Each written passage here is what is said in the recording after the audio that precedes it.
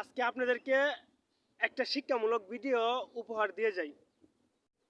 বিশেষ করে এটা কাজে লাগবে স্টুডেন্টদের জন্য। যেহেতু আমি পড়াশোনা করে আসছি, এই বিষয়ে মোটামুটিভাবে অনেকটা ধারণা রয়েছে। তো বকবক না করে সরাসরি আমার মেইন টপিক পয়েন্টে চলে যাই।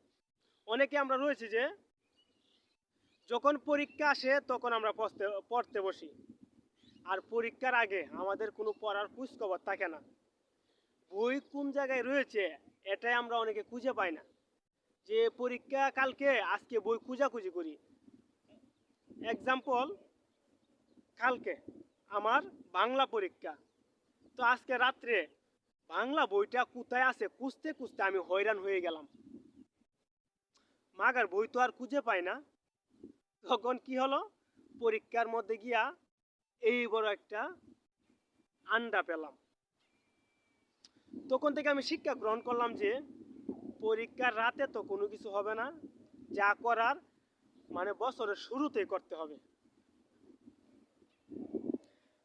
আপনি নিউটনে ভর্তি হলেন, তখন এই শুরুতেই মানে যখন বইটা আপনি পাবেন, বই পাওয়ার সাথে সাথে যদি আপনি পড়া স্টার্ট করে দেন, তাহলে দেখবেন পরীক্ষার রাতে আপনাকে এত জোর তুপাইনে পড়া পড়তে হবে না।